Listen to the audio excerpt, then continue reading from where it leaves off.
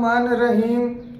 पूरी दुनिया में वसदे पंजाबी जुबान ते अदब नाल प्यार करने वाले सारे सज्जणा मित्रां नूं मसूद सफदर की तरफों सलामती दियां ढेर दुआवां। तुहाडी खिदमत विच एक पंजाबी गज़ल पेश कर रहे हैं जिहदा मतलब है जी कि फानी कुल जहान कदों तक रहना है। फानी कुल जहान कदों तक रहना है। आकड़ झूठ तूफान कदों तक रहना है। फानी कुल जहान कदों तक रहना है। आकड़ झूठ तूफान कदों तक रहना है। जोर हनेरी आखिर एक दिन रुक जानी। जोर हनेरी आखिर एक दिन रुक जानी।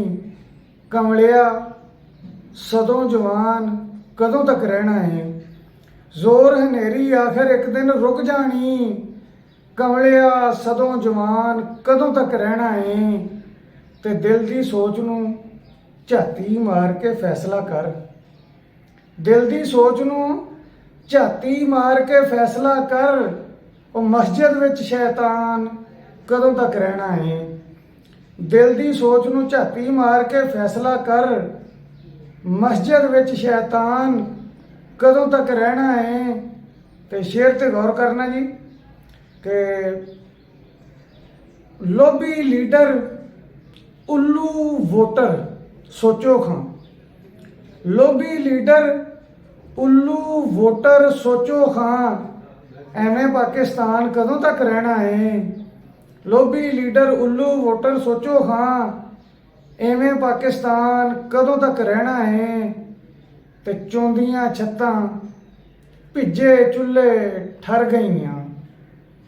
चौंदियां छत्तां भिजे चुल्हे ठर गईयां। माहिया तू मुल्तान कदों तक रहना है। चौंदियां छत्तां भिजे चुल्हे ठर गईयां।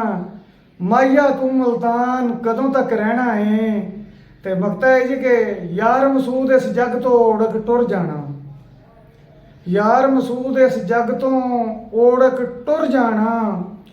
बिन सदियां मेहमान कदों तक रहना है। बिन सदियां मेहमान कदों तक रहना है। फानी कुल जहान कदों तक रहना है। आकड़ झूठ तूफान कदों तक रहना है। बहुत शुक्रिया।